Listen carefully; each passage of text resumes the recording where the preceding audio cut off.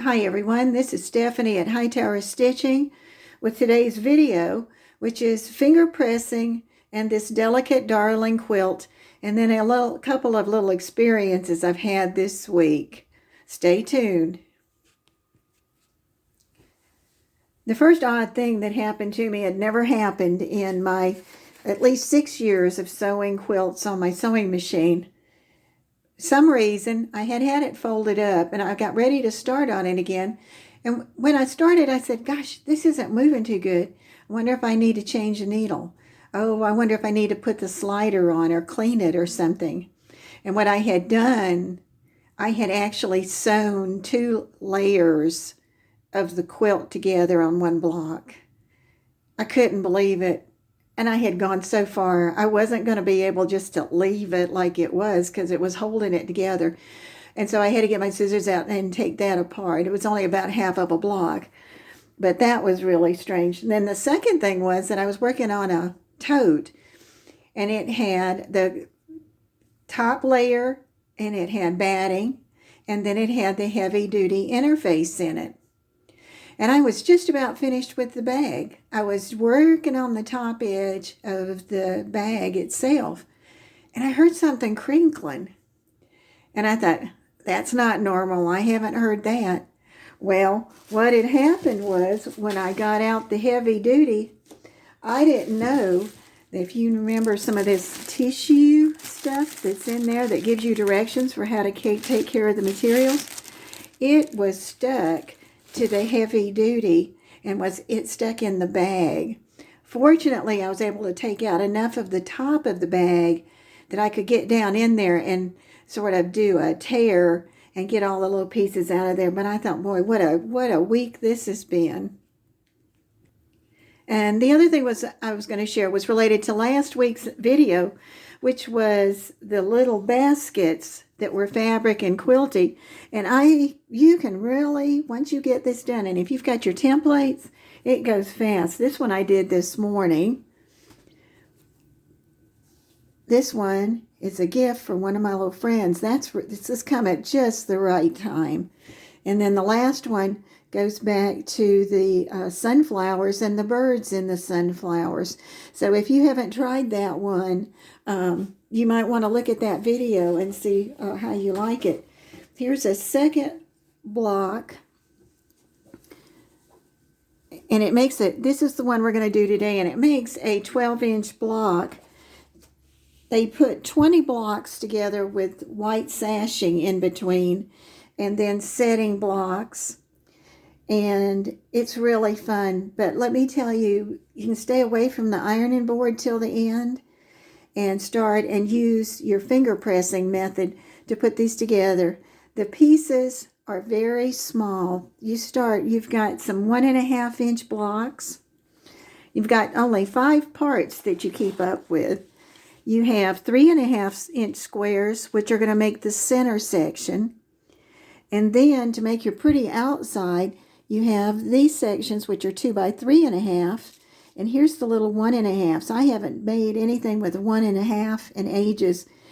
And one of the things is to be very careful about drawing a line diagonally on one block, on the block.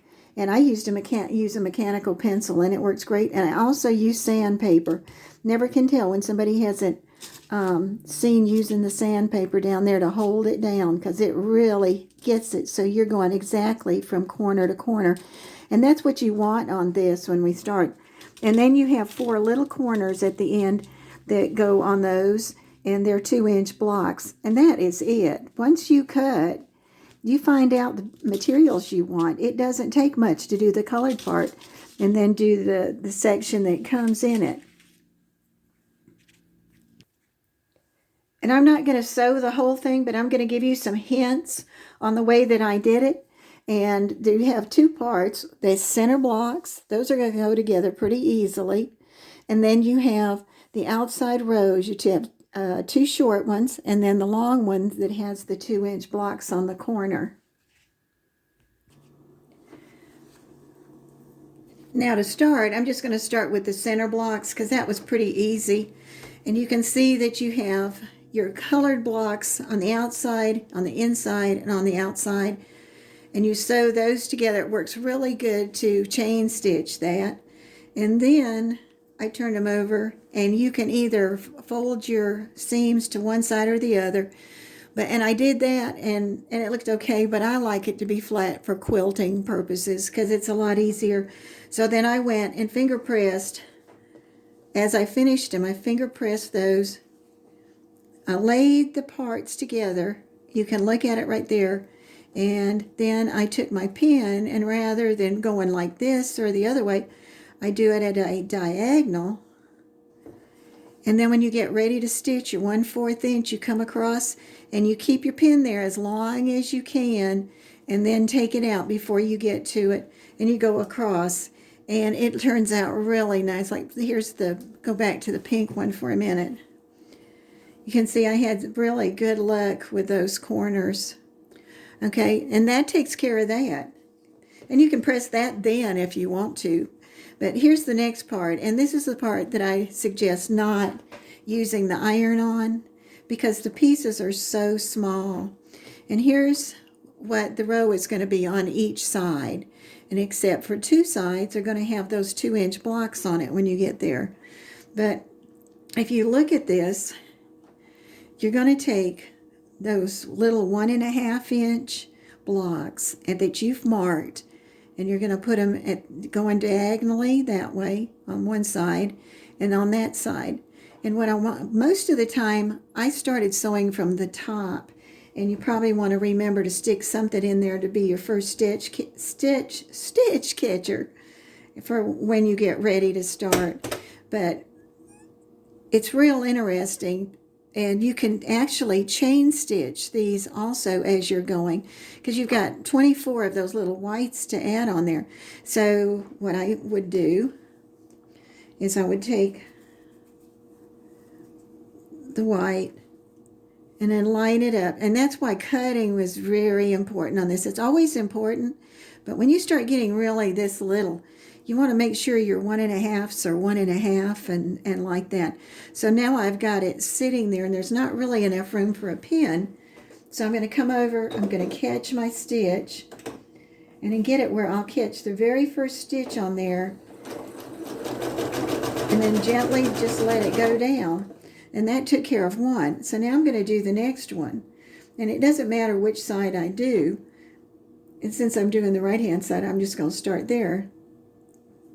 And there again, I would like to do it on that one. And sometimes you can get it to fit. But for this, I'm just going to turn it so I can chain stitch it.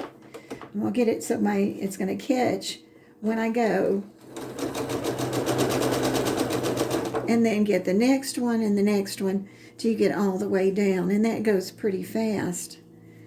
See if I can turn it this time, okay? And then this time, I'm back to regular. And you'll get a way that, oh, you can just see I was talking and wasn't looking. I do not like to have to use a seam ripper, especially after I had to do that one for that quilt. And I had to be so careful not to cut anything. And that's what I don't want to have happen is I got that crinkled on the edge. So sometimes you can finger it out with your nail, but then I might just take it off and fix it right. All right, so once you get that, and you've got a little stack of those, you're going to take and come up and cut off that top corner and that top corner. And then here's where it's nice to finger press, because you can get a good idea of how your piece is going together real quick. And you can see, there it goes. So that when I turn it around, this is pretty close. And even if this is off a little bit up there, you can trim it then, or you can just leave it like it is till you get ready to sew them together, because you've got plenty of material up there. And it's really nice. And once you get the 3, or you get all of them put together, then you're going to put 3 together, pick 2 of them, do your seam, and then finger press it open. And I'll tell you why that works so good, because then when you turn, you can see what's what. Well, no matter how careful I am, you can see that I've got a little bit that's off down here on the corner. And that I can tell I've got plenty of room in those. So I can just trim off. And that was a distortion that came even without me applying an iron to it. And you say, well, we just press. Well, usually press becomes ironing, and it gets out and it causes little distortions. And in something that this has small pieces like this, you can kind of make a mess, and there's no need to if you just sit there. So, and if you look at this again, I've got the 3 on the bottom, and I put on 2 sides opposite each other, 2 that just had 3, and then the long one goes on the other one. And it is so pretty. And like I said, they put 20 squares together with sashing in between and setting, what I call setting blocks. Then they added to the outside edge. One of the borders is white, it's about 3 inches, and then the next border is wide, and it sort of pulls the colors together, and it's like 6 inches. So that really adds on to the quilt. So there's nothing wrong with just going ahead and putting more blocks in your quilt if you don't really want to have that big of a big borders all the way around.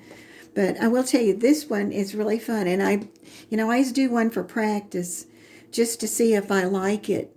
And then this one I really like, and it's a different look. That American one was so patriotic and fun to do.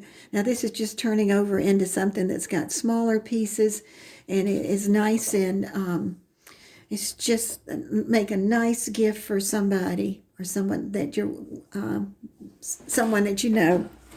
So this is Stephanie at Hightower Stitching. I hope you enjoyed this video, and I hope you'll try this block because it's a little different. It just hit me when I saw the picture of it in the magazine, and I like the way it comes together. Thank you for watching.